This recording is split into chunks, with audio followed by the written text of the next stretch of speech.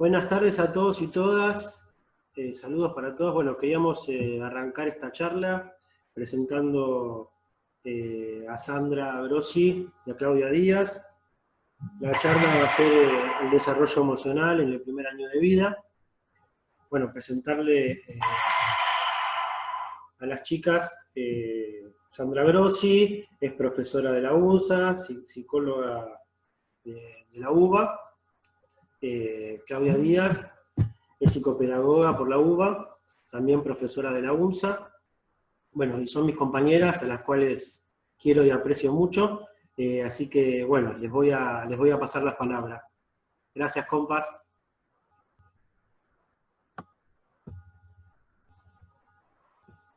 Claudia, San, ¿andan por ahí?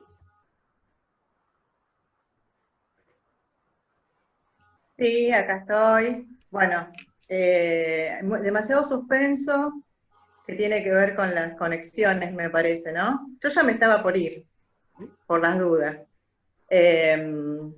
Las saludo a todas y todos los que están del otro lado. Yo estoy con el celular, por ahí no los veo a todos. Intentaré ir pasando las pantallas para verlos y estar un poquito más cerca de ustedes después de mucho tiempo que no nos vemos. Es la única forma de conectarnos y de poder vernos un poquito. Como decía Emi, casi la presentación es algo que es innecesario, nos conocemos y la idea de estos encuentros es poder justamente encontrarnos para charlar de las cuestiones que nos interesan. Estas charlas han tenido que ver con el desarrollo en el primer año de vida de los niños. Hemos trabajado con distintos invitados el tema de cognitivo, el tema del juego, algunas cuestiones evolutivas. En este caso, la idea es que podamos charlar un poquito acerca del desarrollo emocional. En relación a eso, entendemos que el desarrollo emocional tiene que ver siempre con el acercamiento a otros que nos provean de subjetividad, y hay muchísimos autores que trabajan este tema, desde Freud, obviamente, hasta Goleman, pasando por Piaget, Vygotsky, inmensidad de autores. En este caso vamos a traer acá al encuentro, por lo menos por mi parte, a dos autores que creo que marcaron hitos acerca del tema que nos ocupa, que son René Speed y John Bowlby. Intentaremos ir rapidito en algunos conceptos centrales de estos autores, y después si tienen alguna pregunta lo vamos desarrollando. En principio, hablar un poquito de René Spitz, psicoanalista. Los contextualizo para saber de dónde aparecen sus teorizaciones. Psicoanalista, austríaco, que emigra a Estados Unidos en la Segunda Guerra Mundial, y tras la guerra está muy interesado en saber, en ver, en observar qué pasa con la relación de los niños que han quedado huérfanos en hospitales o en orfanatos y que no tienen la cercanía con sus figuras afectivas. Estas observaciones nos llevan al surgimiento de dos conceptos esenciales. Uno es el hospitalismo, que después, más adelante, estos autores van a tomar como marasmo, y la depresión anaclítica. Son dos conceptos centrales que él toma para hablar de esta situación del niño deprivado de la afectividad de una mamá que lo pueda cuidar, de una figura que lo pueda cuidar. En relación a la depresión anaclítica, dice Speed que es una depresión en los primeros años de vida del niño ante la, justamente, falta de cuidado, de amorosidad, de ausencia materna. Entonces se produce esta deprivación afectiva, esta depresión anaclítica que él llama. Y en relación al hospitalismo, tiene tanto que ver con esto que puede suceder, de que el niño pueda terminar en un hospital, en un orfanato, porque no tiene la figura que lo cuida, o Caso contrario, también su mamá, por algunas cuestiones, puede terminar urgentemente hospitalizada y este niño está deprivado de ese cuidado materno. Entonces dice Speed que este alejamiento de la mamá va a tener consecuencias en su desarrollo emocional, pero también en todo lo que tenga que ver con el desarrollo, ya sea el desarrollo cognitivo, el desarrollo motor, absolutamente en todas las áreas. Por lo tanto, hace hincapié en que esta díada madre-hijo y esa relación y ese vínculo son sumamente importantes en los primeros años de vida.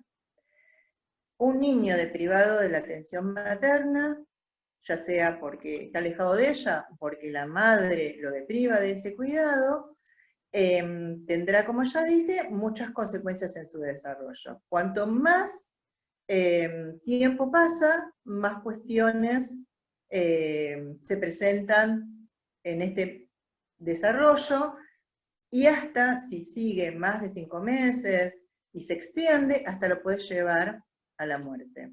Por lo tanto, la importancia de este cuidado es vital. Entonces dice Speed, esta díada, madre y niño, son un sistema, como un sistema cerrado que se nutre a sí mismo, donde hay un adulto, que es la madre, un sujeto, ya formado, que se une a otro sujeto en formación. Por lo tanto, es responsable en esta díada de lograr que esa formación sea lo más sana posible, que ese desarrollo sea posible. Señala que esto tiene que ser, este cuidado de la madre es con ternura y que permite ofrecer al niño esta gama de experiencias vitales. Todo lo que el niño vaya a aprender de este mundo es presentado a partir de esta experiencia vital, que es el cuidado de la madre. Entonces, ¿cómo sucede este desarrollo? Speed, es central en Speed hablar de que este desarrollo se va generando y se va complejizando a medida que el niño va creciendo. Con estos buenos cuidados, con esta diada materna que lo tierniza y lo subjetiviza, esto va sucediendo. ¿Cómo sucede? De menor a mayor. Esto va creciendo, tiene un crecimiento, y Speed habla de algunos estadios que tienen que ver con la relación objetal. O sea, este niño empieza a comunicarse, a tener una relación de vínculo con los objetos. Es un sujeto en formación que va a ir vinculándose con distintos objetos. Uno de ellos es su mamá, otras personas y otros objetos del mundo. Speed dice que hay distintas fases en este desarrollo, distintos estadios en que esta relación con el objeto se va dando de distinta manera. Y lo central en Speed, porque si no, no vamos a llegar, porque es bastante larga, sus teorizaciones son muy nutridas, lo central en Speed es que él dice que cada uno de estos estadios que van creciendo cuando culminan con una evidencia. Y él trae, para mostrar esta evidencia, el concepto de organizadores. ¿Qué son los organizadores? Son estructuras psíquicas que se van complejizando en la medida que este desarrollo se va dando. Son como el marcapaso del desarrollo del niño. Y se evidencian, tiene una evidencia en la conducta del niño. Y entonces, por ejemplo, el marca teoriza 3 organizadores. Uno de ellos es la sonrisa, que todos vemos en los bebés, en los niños, que aparece al tercer mes de vida. La angustia del 8º mes, que obviamente aparece en el 8º mes, y el no, que aparece alrededor del año. Estos 3 organizadores van culminando en la medida en que el niño va desarrollando y va dejando un periodo de esa relación objetal. En principio, la sonrisa, en general ustedes recordarán, a los bebés les dicen, ay, me sonrió, ay, ahora me sonríe a mí. Bueno, la primera sonrisa, que es la de los 3 meses, es como un esbozo de una primera relación objetal, aunque el niño no distingue la cara como cara. sino que ese niño lo que ve es algunos rasgos que tienen que ver con los ojos, la nariz, la boca, que llaman su atención, y entonces empieza a ver que hay algo allí que le llama la atención. Con ciertas características, que es mirarlo a la cara, a los ojos, hablarle, y de frente el niño sonríe. Aún no sabe que allí hay un objeto madre, ni un objeto guía, ni un objeto guía. ¿Se escucha? ¿Se entiende? ¿Se ve alguna cara que me hace así? ¿Sí? ¿Sí? Sí, se ¿Está escucha claro? bien, se entiende. Bien. Porque al principio esta unión diádica es solamente una unión en la que todo es lo mismo. ¿Sí? El niño solo siente sensaciones de placer y displacer, o las cuestiones pasan por lo propioceptivo. Por ejemplo, si la mamá le da la teta, la leche, la teta y el niño son todo lo mismo. Son una unión. En este caso, ya el niño empieza a hacer alguna discriminación de algunas señales y algunos rasgos, como la nariz, los ojos, alguna cosa allí que parece no ser tanto el mismo. Más adelante, con la angustia del octavo mes, lo que se presenta es que ya empieza a discriminar algunos objetos, y entre ellos su mamá. Ya sabe quién es conocido y quién es desconocido, y además sabe que ese objeto que está ahí puede desaparecer. Por lo tanto, ya no es él, es un otro. Es un no yo, que desaparece. Si desaparece, tiene entidad propia. Por lo tanto, aparece todo el llanto, la angustia, no quiere que la mamá se vaya, porque si se va desaparece. Reacciona ante los extraños. Ante otras personas con las que tiene vínculo, el niño puede quedarse tranquilo, pero siempre igual prefiere la figura materna. Entonces a veces llora, está bárbaro con la maestra que lo tiene a UPA, divina, y llega la madre y ¡ah! Llora. Y sí, pero si estaba bien hace un segundo, si no te veía no lloraba. Bueno, porque obviamente va a preferir a su mamá, y entonces aparece como una angustia, una sensación de pérdida que aparece estos 8 meses. Por eso nos cuesta tanto a veces en nuestras instituciones cuando el niño entra justo en este periodo. Y uno dice, uy, es re llorón. Bueno, tiene que ver con esta situación que tiene que ver con el desarrollo normal del niño. Y otro de los organizadores que va a aparecer mucho más tarde, casi al año, es el no. El no implica la puesta de límites, el niño ya empieza a caminar, a tocar todo, a querer conocer el mundo, entonces uno empieza a decirle no. Y a veces el niño con su mismo cuerpo dice no. Vieron que los chicos hacen, uno le dice no, y hace no, no, no, con la cabeza, con todo el cuerpo. Esto le ayuda también a discriminar este no, que hay un sí, que es el mismo, y que hay un no que está fuera y que le pone límites. ¿Sí? Bueno, este tiene que ver con un desarrollo que comenta Speed acerca del niño, los estadios objetales, y estos 3 organizadores que son los que organizan la estructura psíquica del desarrollo emocional del niño. ¿Y por qué desarrollo emocional? Porque esto no podría darse por sí solo, ¿sí? La angustia, la sonrisa y el no se dan porque hay un otro que provee cuidados, y que hay un otro que desaparece cuando tiene que desaparecer, hay un otro que dice no, eso no toques, eso no va a la boca, eso no se hace en el momento que es preciso. Esto tiene que ver entonces con esta unión madre-niño que se irá separando para lograr que ese niño logre ser un objeto distinto a los otros objetos, un sujeto, y además con una buena relación con los demás, porque ha pasado por un estadio emocional y de cuidado de su mamá. ¿Sí? Esto en cuanto a Speed. Si queremos ir un poquito más allá y pensar en una teoría del apego, cómo se da este apego entre madre y niño, Baldwin, que es un psicólogo inglés, estudiando un poquito las conductas, sobre todo de los adolescentes, en relación a la delincuencia, a la drogadicción y algunas cuestiones de personalidad, le interesó empezar a ver qué pasa con estas figuras de apego. ¿Qué pasa? Porque una persona logra tener ciertas conductas y cómo estas figuras de apego, que son las figuras maternas, padre, mamá y los cuidadores, que forman parte de esa función de cuidado, establecen cierto vínculo con los niños en los primeros años para que este niño tenga un vínculo con los objetos u otro vínculo con los objetos. Entonces, el concepto de apego hace referencia a los vínculos emocionales que las personas establecemos con otras personas. ¿Sí? Estos vínculos emocionales primero son con los progenitores, con los padres, luego podrán ser con los cuidadores, más adelante con amigos, con los hijos, con los compañeros de trabajo. Estos vínculos se van enriqueciendo y van cambiando.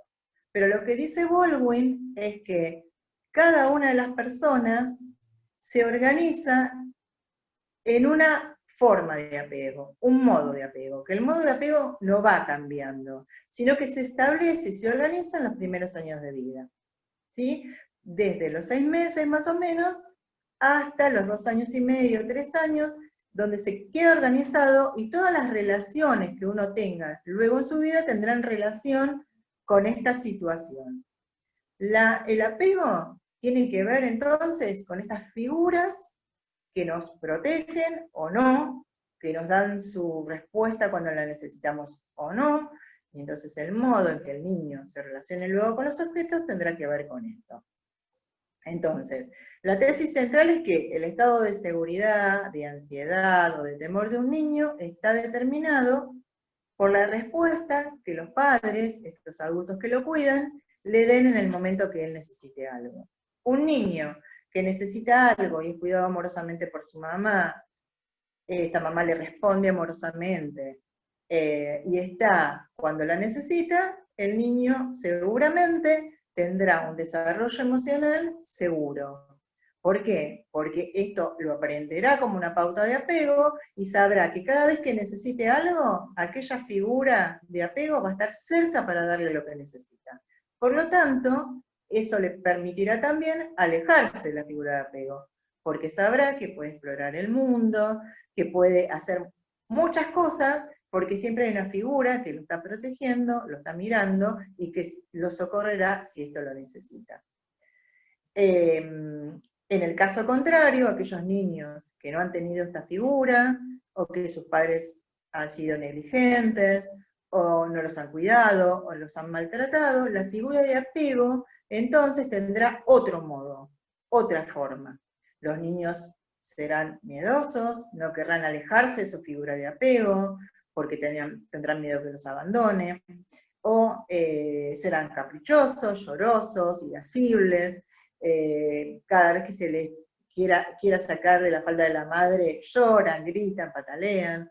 Bueno, esto tiene mucho que ver, a veces es importante conocer estas cuestiones cuando hacemos las adaptaciones de los niños, ¿no? Y a veces vemos un niño que entra de la mano de su mamá, muy contento, la mamá le dice, ahora vengo, el niño la mira un poquito de reojo, pero la mamá se va, el niño se queda, el niño mira varias veces a ver si viene, pero está tranquilo.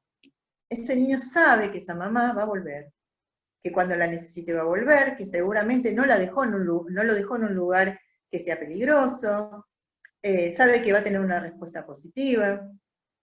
Sin embargo, hay otros niños, cuando la mamá vuelve, el niño la recibe contento, la abraza, se pone contento de verla. Hay otros niños que no pasa eso, que cuando la mamá los quiere dejar, el niño llora, patalea, grita, se le agarra de las piernas, la mamá lo arrastra, lo quiere dejar a los empujones. Bueno, estas pautas de apego tienen que ver con esto también. El niño no ha tenido la respuesta en el momento adecuado de esa mamá cuando lo ha necesitado y teme que esto vuelva a suceder. Y por lo tanto, no quiere que esta mamá se aleje.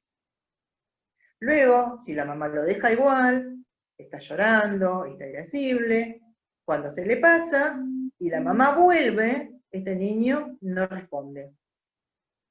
No responde porque tiene esta misma pauta de que la mamá no va a responder tampoco a su pedido de abrazo o a su vuelta a algún gesto de afectividad. ¿Sí? Y en el peor de los casos hay niños muy desorganizados, donde ha sufrido maltrato, o los papás tienen alguna situación de enfermedad psiquiátrica, o poco empáticos, donde el niño también se muestra súper desorganizado. Y entonces hay niños que es imposible que se queden en la casa de nadie, y no porque extrañen un poquito a su mamá, sino porque es imposible, son niños que están muy alterados, muy irascibles, lloran todo el tiempo, no hay como calmarlos, y cuando viene la madre tampoco, porque entonces le pegan a la madre, y uno dice, pero ¿cómo no querías a tu mamá que viniera? Ahí está tu mamá, ¿no? Le pegan a la madre lo empuja, y hay una situación de mucha desorganización que tiene que ver con esta pauta que se ha aprendido desde los primeros años. En relación a esto, las pautas tienen que ver con una función biológica de lazos emocionales muy íntimos y que están controlados por un sistema de retroalimentación. Todo aquello que ha sido positivo retroalimenta positivamente. Todo aquello que ha sido negativo retroalimenta negativamente. Entonces, la influencia de cómo el niño es tratado por sus padres, especialmente por la figura materna, es esencial en el modo en que se va a desarrollar su desarrollo emocional. Esto lo hemos visto mucho en los EDIs, pero seguramente podremos predecir que aquel niño tiene un apego seguro, retroalimentará ese apego seguro. Será un niño feliz y por lo tanto más fácil de ser cuidado. ¿Sí? Es ese niño que se queda donde se queda, uno dice, es una maravilla, se portó re bien, re lindo, estuvimos conversando, estuvimos jugando. Aquel niño que tiene alguna situación más desorganizada, seguramente tendrá todas sus relaciones en esta desorganización. Bueno, después si quieren hacer alguna pregunta, seguimos un poquito más porque creo que ya estoy dentro de mi tiempo. Emi. Sí, Claudia, vamos a tener que reconectarnos igual, seguramente, así que si querés aprovechar para contestar alguna pregunta, ahí está Cari. Aprovecha ahora, si te parece, y ya después reconectamos con Sandra.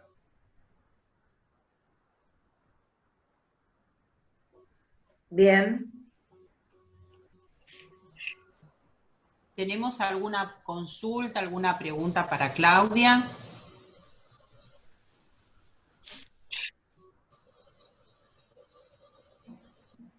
Yo creo que estas, sobre todo estas últimas pautas de las fases de apego de Bowling, las podemos, también los organizadores de SPID, ¿no? Pero que son como, los tomé porque son como evidencias que podemos observar en nuestra tarea cotidiana en el CEDI, ¿verdad?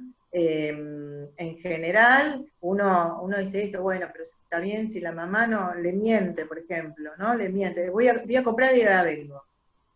Cosa que siempre nosotros decimos cuando hacemos la adaptación, que al niño hay que mentirle, decirle que va al jardín, que se va a quedar tanto tiempo, decirle la verdad.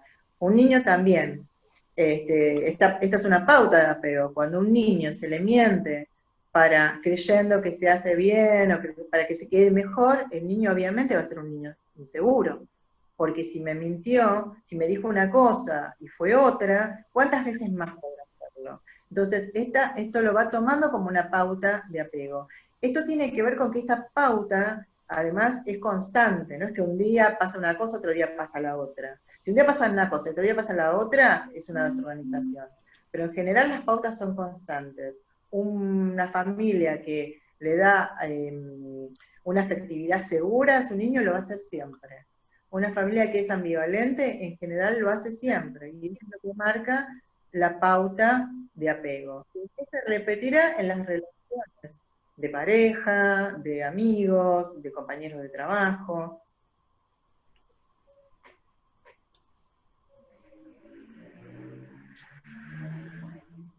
Claudia, No llego a leer si hay alguna pregunta. Acá tenemos en el chat varias varias preguntas o consultas o sugerencias que están haciendo las compañeras. Vos hiciste hincapié en la adaptación, y acá Liliana Dukin dice, cuando la mamá se escapa de la adaptación, ¿no? Cómo nos cuesta, nosotros que hace años que estamos en la primera infancia, a veces explicamos en qué consiste el periodo de adaptación, pero tenemos familias o mamás que nos pasa esto, ¿no? ¿Querés ampliar un poquito ahí? Bueno, sí, esto es lo mismo que decíamos, se escapa porque piensa que el chico no se va a dar cuenta, y seguramente esta escapada la hace para ir a comprar cuando está en su casa, la hace para ir a cortarse el pelo, cuando necesita cortarse el pelo y no puede llevarlo. Entonces el niño lo que siente es una gran inseguridad, es un niño inseguro. Entonces estos son los niños que, si uno le dice vamos al patio, está en un rinconcito muy apretado porque no puede explorar. Esto se extiende a todas sus áreas de desarrollo. Entonces, un niño seguro explora, corre por el patio, agarra las cosas, sabe que confía en el mundo. Un niño inseguro y ambivalente, con una educación ambivalente de sus padres, lo que hace es esto, digamos, de estar retraído, no juega, o ese niño que agarra todos los juguetes cuando alguien se acerca, no, porque no tiene confianza en el mundo que lo rodea. También otra compañera dice, hay casos que pasa al revés, que el niño está bárbaro y el papá o la mamá no quiere despegar, ¿no? Tenemos las dos. Sí, esto es más extraño, igual es una ambivalencia, digamos, pero bueno, como les dije, las pautas de apego tienen que ver con los primeros años de crianza. Hay que ver la pauta de apego que ha tenido este papá. Por ahí hay una mamá que tiene un apego más seguro y le enseñó a este niño una pauta más segura, y hay este papá que tiene esta circunstancia. Entonces ahí hay un choque de modelos, digamos, a veces sucede. Acá otra compañera dice, ¿la función de la madre puede ser reemplazada por otro cuidador familiar en el caso de no estar? Sí, cuando hablamos de figura de apego, la figura de apego tiene que ver con aquel que constantemente cuida al niño. Tiene que haber una constancia. Por ejemplo, en nuestros centros de desarrollo, en general, la maestra es una figura de apego. Tiene una constancia diaria, y muchas veces es quien ayuda a esta mamá a rever estas pautas de cuidado, porque muchas veces uno le dice, bueno, pero no, vos no le digas, fíjate tal cosa. Ustedes también a veces van acompañando a estas mamás para que la pauta de apego sea un poquito más sana. Así que sí, las figuras de apego pueden ser, y si no está la mamá, puede ser una abuela, quien tenga esa función. Y acá me parece que, como dice Ariana, dar la seguridad, que sepan qué es lo que va a suceder después, darle un marco a esta situación, contarle que mamá se va a trabajar y que después vuelve.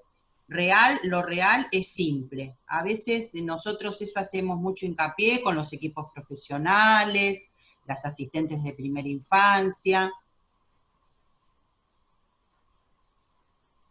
Sí, decirle la verdad, pero no solo por decirle la verdad, porque también a veces uno no le puede decir todas las verdades a un niño, porque hay cuestiones que alcanzan a su nivel de maduración y otras no, sino para que el niño entienda que hay una seguridad. Perdón, Claudi, se está por cortar. Volvemos a reconectarnos, ¿sí? Bien. Quedan 10 segundos.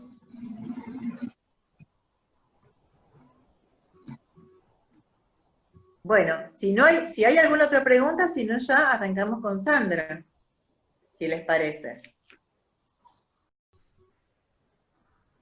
Bueno, ahora estamos en la segunda parte, mientras Emiliano va dando acceso a varios compañeros. Yo voy a presentar a la licenciada Sandra Grossi. Tuve un tema de internet, sepan disculpar, Bueno, tengo el agrado de presentar a Sandra. Ella es licenciada en Psicología, egresada de la Universidad de Buenos Aires, profesora en Educación Superior y Media en Psicología UBA, diplomatura en Niñez y Vida Saludable UMSA, diplomatura en Neurociencia Cognitiva Aplicada a la Educación VINCA UMSA, especialización en Primera Infancia, docente medio y superior en Provincia de Buenos Aires y Ciudad, directora del CEDI Creciendo, en la actualidad es coordinadora general del programa CEDI, profesora titular en materias como práctica profesional, adjunta en Psicología Educacional de la carrera de Psicología UMSA, profesora titular de Desarrollo y Evolución Neurocognitiva de 0 a 3 años, capacitadora del Instituto Superior de la Carrera, participa en investigaciones de UFLO y UMSA, presentó numerosos trabajos y artículos en congresos nacionales e internacionales, coautora de 3 libros, 40 años acunando infancia, habilitando espacios en primera infancia, educación emocional en la primera infancia. Con ustedes, Sandra, pero le puedo pedir permiso a Sandra para también presentar a Claudia. Sí, ¿cómo no? Licenciada Claudia Díaz, ella es licenciada en Psicopedagogía, egresada de la Universidad KS, completó el ciclo de formación general de la carrera de Psicología UBA, posgrado universitario de Autismo y Trastorno de Neurodesarrollo de la Universidad de Favaloro, se ha capacitado en varios espacios en lo que se refiere a la temática de primera infancia, como Flaxo, CONICET, OMEP, Aldeas Infantiles. Participó de congresos nacionales e internacionales como asistente, con la presentación de trabajos, artículos en carácter de disertante. Se desempeñó como maestra maternal y también estuvo en la dirección del CEDI Copelo. En la actualidad es supervisora institucional del programa CEDI, capacitadora del Instituto Superior de la Carrera, profesora titular de Psicología Educacional y Práctica Profesional de la carrera de Psicología, coautora de 3 libros, 40 años acunando infancia, habilitando espacio en primera infancia y educación emocional en la primera infancia. Esto se tenía que haber hecho al comienzo, pero bueno, con este desperfecto que tuve, que no me podía conectar, no quería dejar de presentar a mis 2 grandes compañeros. Bueno, muchas gracias, Cari. Bueno, como habrán visto, compartimos los 4 y compartimos con Claudia más de un espacio, y entonces también compartimos un marco teórico.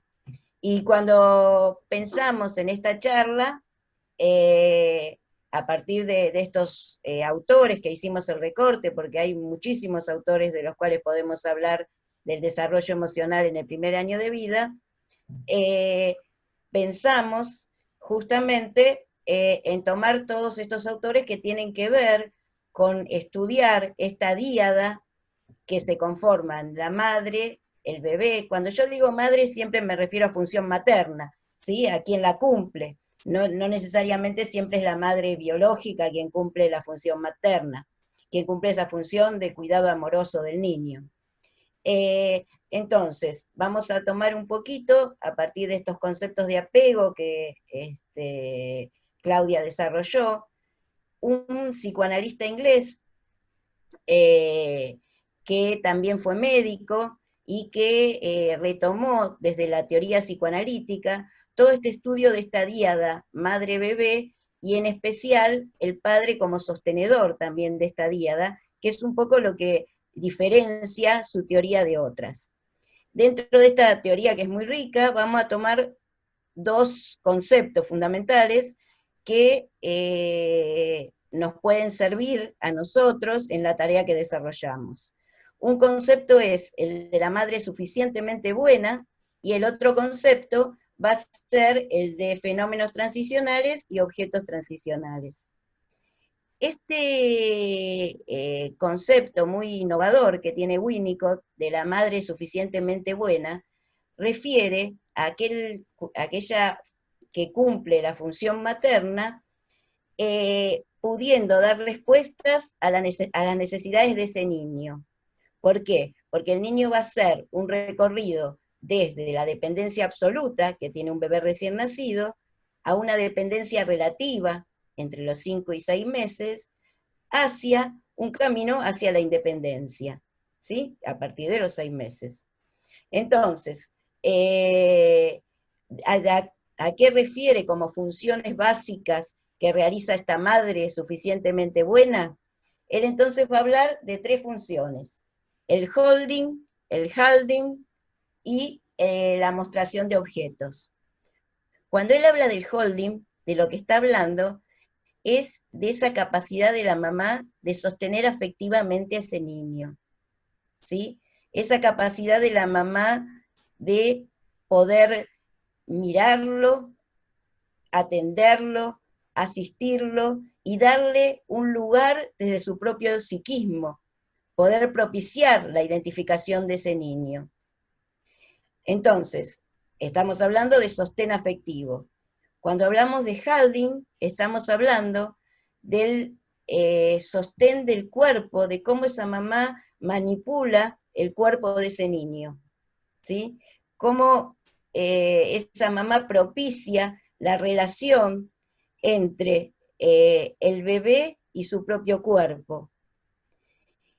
Y después hablamos también de la mostración de objetos, que tiene que ver cómo esa mamá propicia la relación del bebé con los objetos externos, más allá del vínculo con la mamá, cómo la mamá alienta, propicia esa relación del bebé con los demás objetos. Estas funciones, que si bien son propias del cuidador primario, también las realizan ustedes a diario en la sala de lactario. ¿Por qué? Pues nosotros recibimos bebés desde 45 días, que justamente están atravesando esta etapa de dependencia absoluta. Entonces, también tenemos uno de los temas que decía Claudia antes, tenemos que tener continuidad en esa seño a cargo de esa sala, pero además de tener continuidad, también tenemos que tener en cuenta estas funciones que estamos realizando. ¿Por qué? En otra época, por suerte ahora ya no pasa, se decía cuando un bebé lloraba mucho, uy, es caprichoso, no hay que levantarlo a UPA porque si no se malacostumbra. No, esto se decía en las casas y se decía también en los jardines en otro momento. Esto no es así. El bebé realmente, el bebé muy chiquito, el bebé de menos de 6 meses, cuando llora, realmente tiene una sensación de desamparo muy grande. Cuando tiene hambre tiene un dolor profundo además. Entonces, y cuando tiene una necesidad, tiene una dependencia absoluta de ese otro y de que ese otro le dé una respuesta.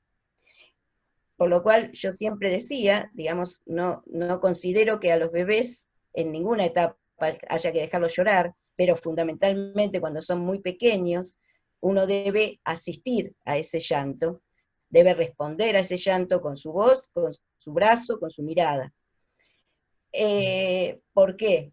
Porque lo que plantea Winnicott a partir de esto es que el yo del sujeto se constituye a partir de todo este proceso de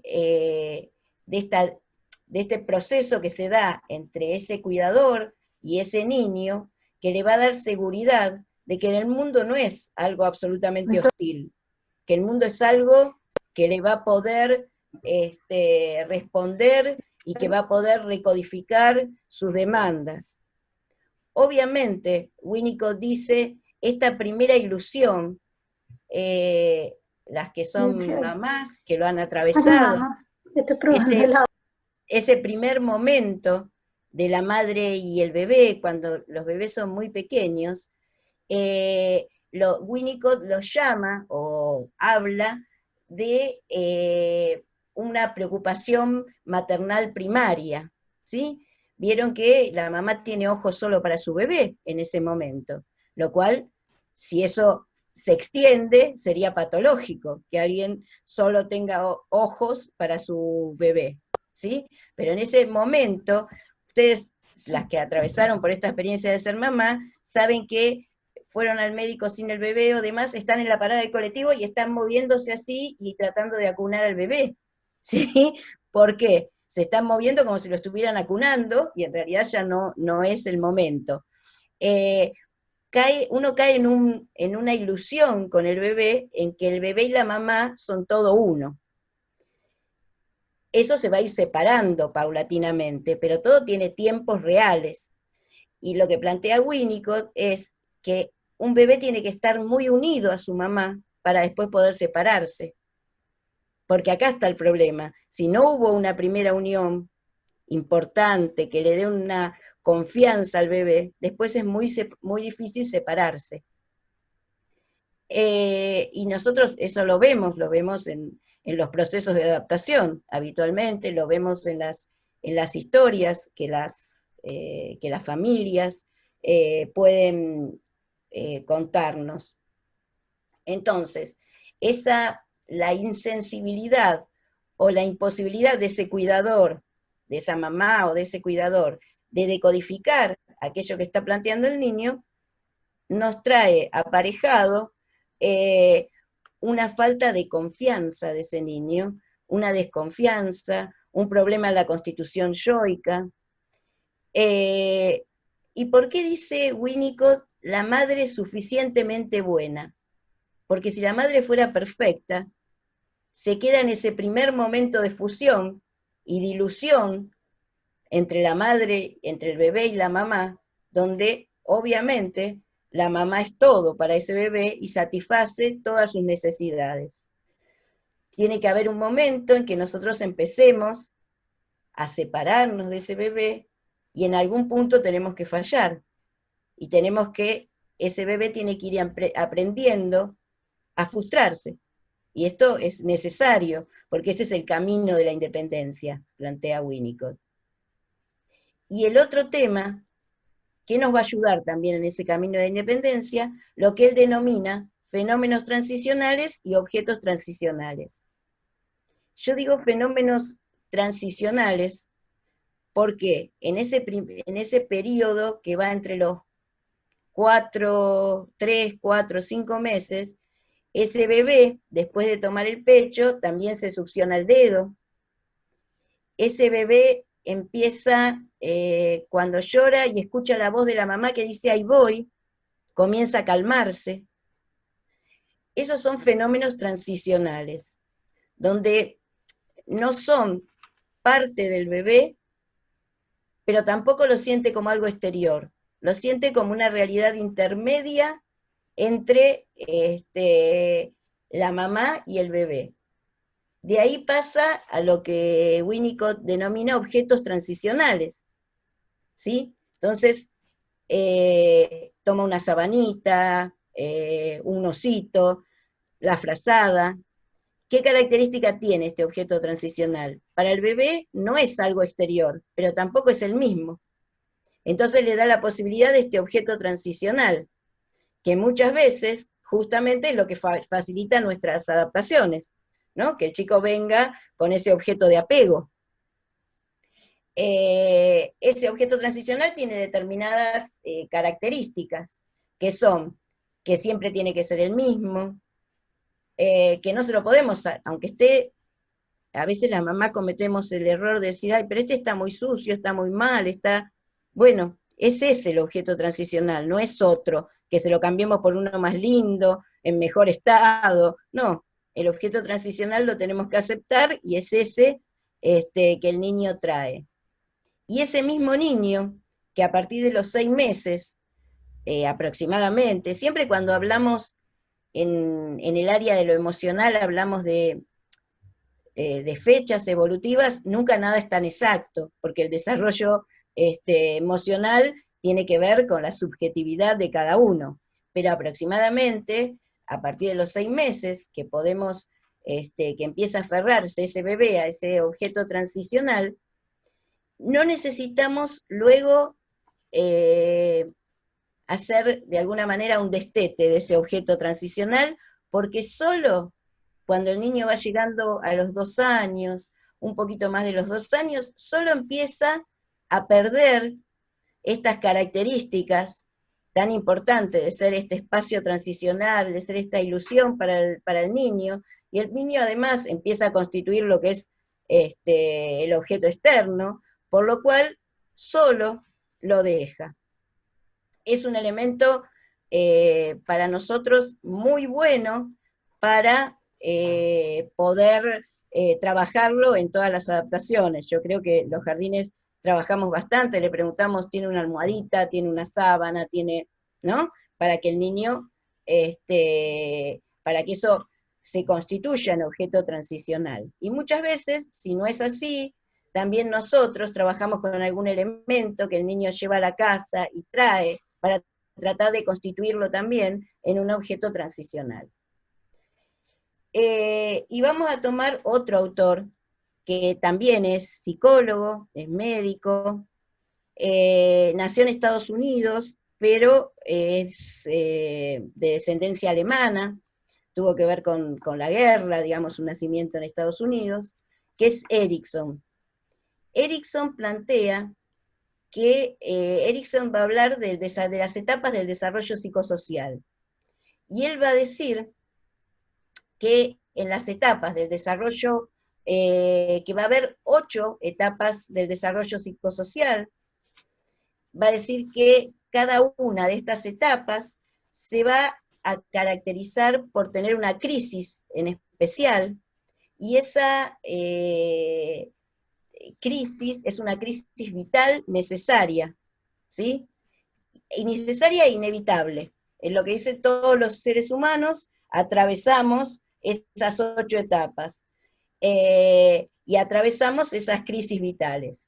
Nosotros vamos a tomar, hoy en el recorte que hacemos, la primera de esas etapas vitales, que es la que se da entre el nacimiento y los 18 meses, cuyo conflicto esencial es la confianza y la desconfianza. Y esto justamente tiene que ver con el apego.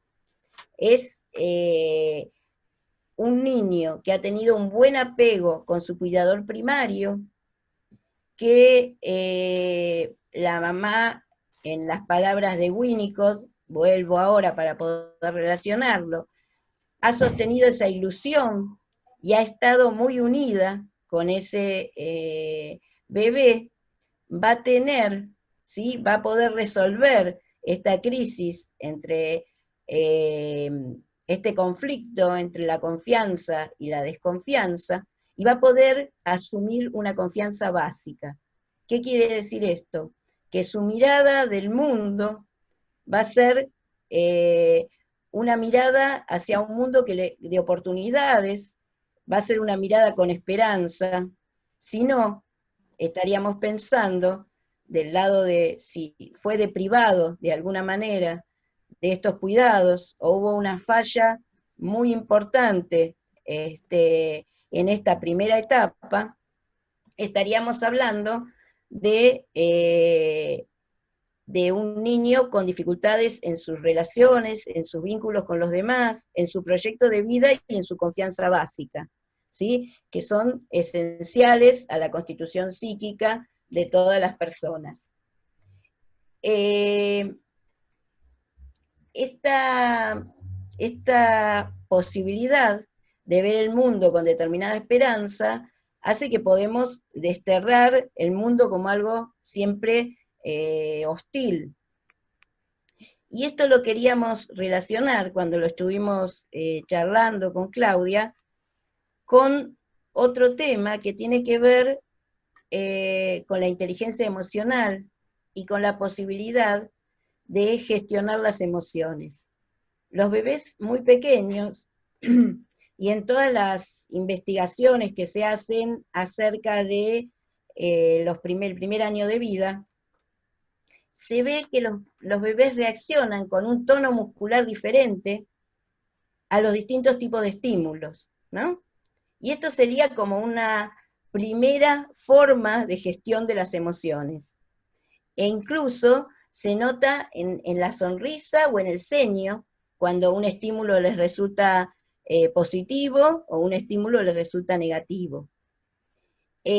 Obviamente, si este bebé, cuando siente un malestar, tiene un otro que lo calma y pueda decodificar ese malestar, lo que introyecta, obviamente, y la posibilidad luego de confiar en que cuando lloro, me siento mal, el otro va a venir, va a ser lo que se prioriza.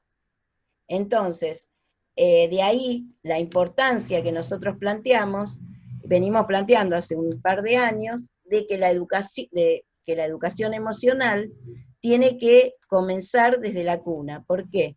No como en un supermercado que uno va a comprar las distintas emociones, sino desde esta posibilidad de un otro, ¿sí?, que pueda asistirnos, que pueda en un principio, que pueda mirarnos, que pueda sostenernos, que pueda contenernos amorosamente y que se pueda ir retirando muy paulatinamente para que yo vaya creciendo y adquiriendo nuevas capacidades. Fundamentalmente, si yo, digamos, puedo confiar en los demás, después puedo realizar una gestión más sana de mis emociones. Bueno, hasta acá era un poco lo que nosotros les queríamos contar. Es un tema muy interesante, nos quedaron varios autores en el tintero. No sé si tienen, no sé cómo vamos con el tiempo, y no sé si tenemos alguna pregunta antes de hacer la despedida. Si quieren hacer alguna pregunta, la pueden hacer por el chat, pueden abrir el micrófono, tanto para Sandra o alguna que le haya quedado para Claudia. Anímense, que falta, que tenemos un tiempo.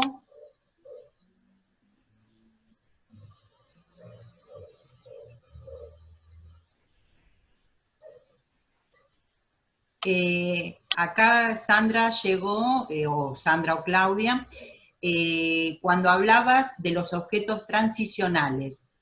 Yo uso mucho la remera de la mamá, siempre me sirve. Sí, la verdad que es un recurso que lo venimos utilizando hace varios años en jardines, y sí, obviamente, ¿se acuerdan que nosotros en la primera, lo vamos a relacionar, en la primera también de las charlas, hablábamos que el sentido del olfato ya está desarrollado, el niño desde el primer día, por lo cual el niño reconoce ese olor de la mamá, ¿sí? Y obviamente esa remera se puede conformar en un objeto, yo puedo colaborar para que se conforme en un objeto transicional, ¿sí? Que no es la mamá, pero para mí me representa a la mamá y me da esa seguridad.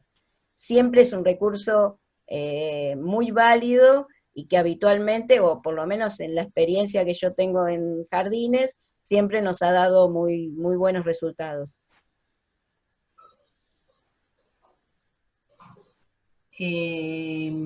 Ariana dice, geniales los autores, súper claro.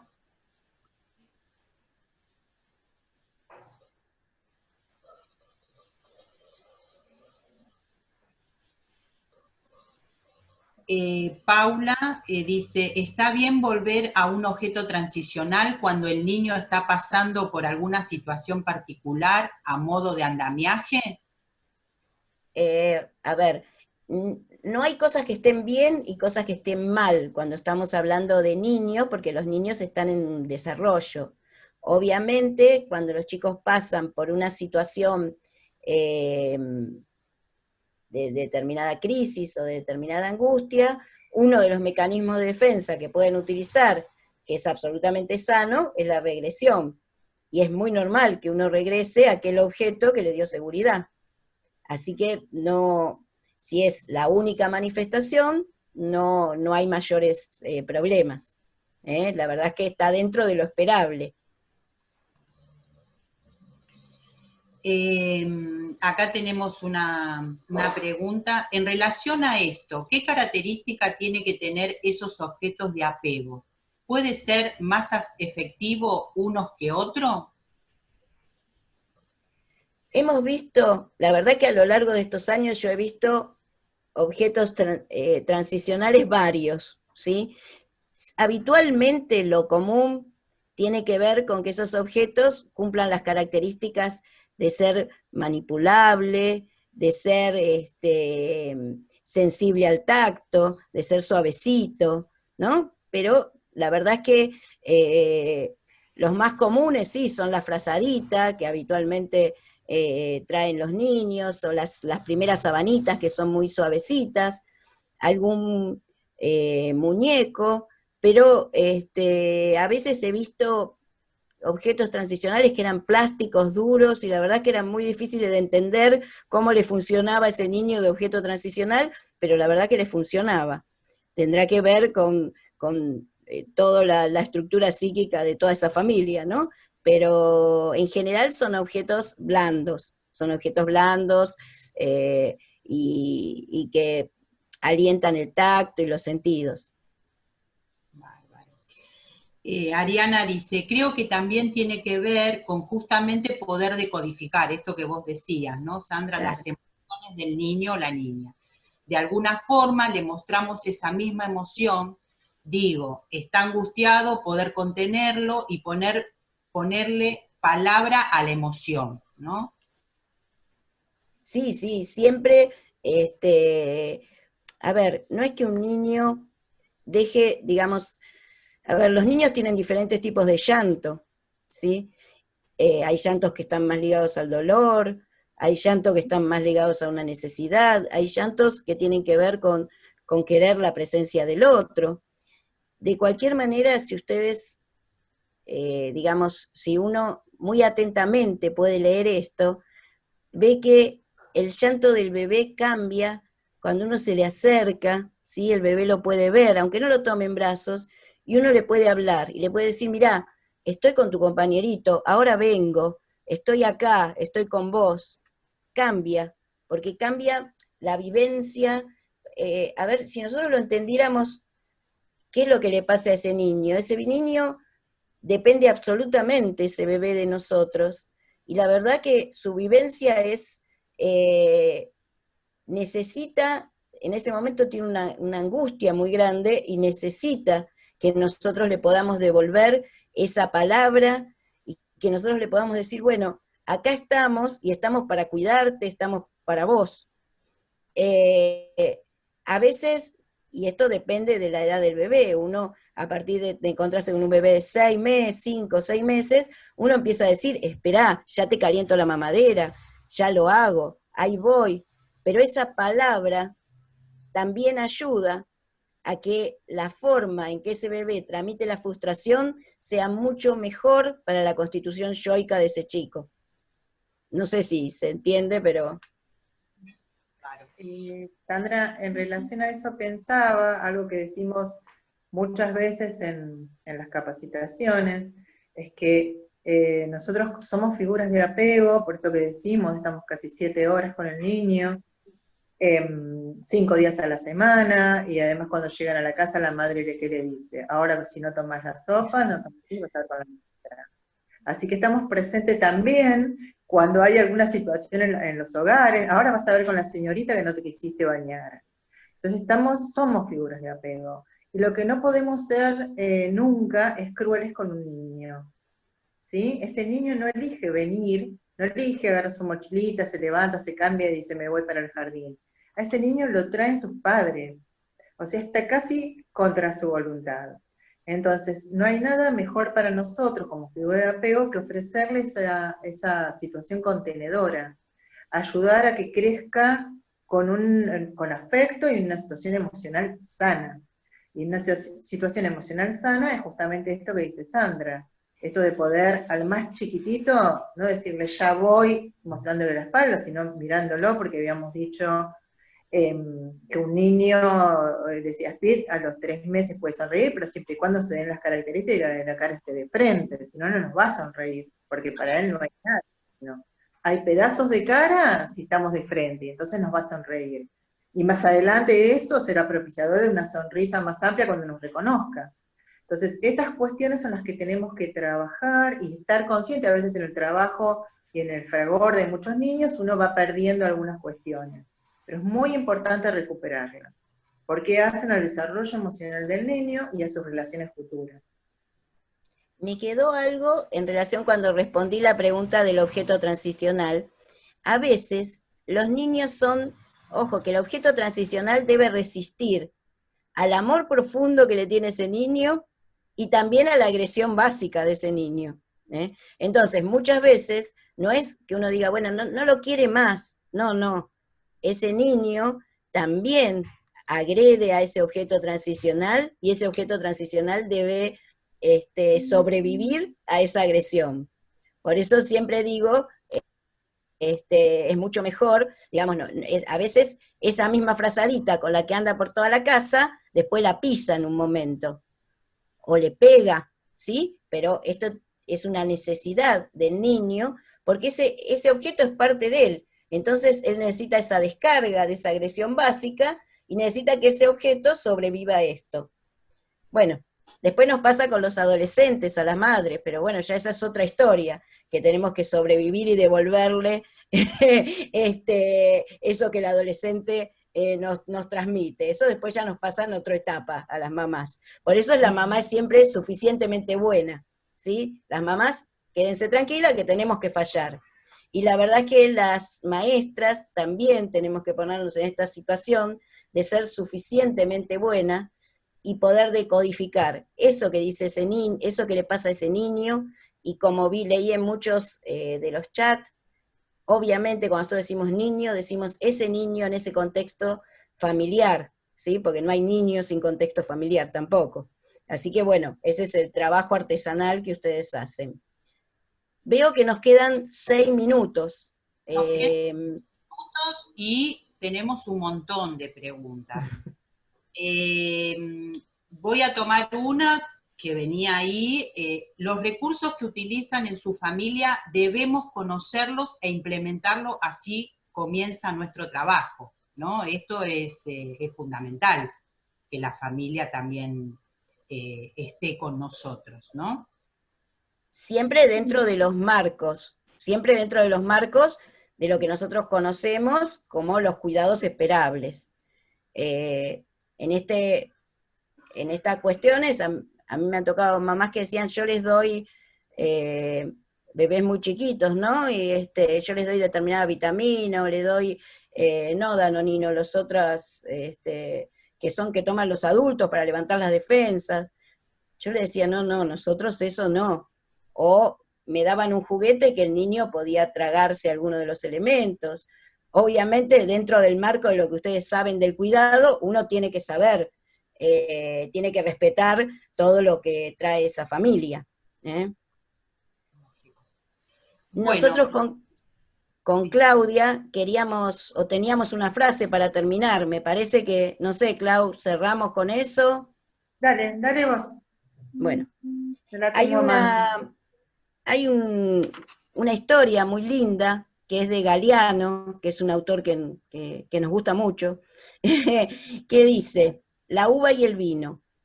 Un hombre de las viñas habló, en agonía al oído de Marcela. Antes de morir, le reveló un secreto. La uva, le susurró, está hecha de vino. Marcela Pérez Silva me lo contó. Y yo pensé, si la uva está hecha de vino, quizás nosotros somos las palabras que cuentan lo que somos. Entonces, queríamos terminar con esto, porque todos somos eso, esos brazos que nos acunaron, esas nanas que nos cantaron, esas miradas que nos fueron dibujando nuestro cuerpo, las palabras que nos nombraron, y la verdad es que la importancia de esto es enorme, porque si nosotros lo pensamos, somos esos y estamos interviniendo en cada uno de nuestros actos, en la constitución de ese yo, o de esa subjetividad, de ese pequeño que esa familia deja a nuestro cuidado. Así que bueno, para nosotros fue un gusto compartir este espacio. Creo que nos queda después nos queda otra conferencia, y cerraremos este ciclo del primer año, en el que, bueno, tratamos de transmitirle todo lo que, por lo menos una idea de todas las áreas que tienen que ver con el desarrollo, con la evolución, y con la posibilidad de pensar al niño de esta edad. Claudi, no sé si querés cerrar con... No, gracias a todas, y que, bueno, sean muy conscientes de la importancia que tienen ustedes en el desarrollo afectivo del niño, en todos los campos del desarrollo, pero especialmente en el desarrollo afectivo. Así que me parece interesante que puedan reflexionar acerca de estas cuestiones. Gracias por acompañarnos. Bueno, damos por finalizada esta quinta charla. Como dijo Sandra, tenemos el próximo 19 de agosto a las 17 horas, la última charla de este ciclo de conferencia. Como son nuestras compañeras, les vamos a dar un aplauso. Gracias, Sandra. Claudia. Bueno, a ustedes yo en realidad el aplauso...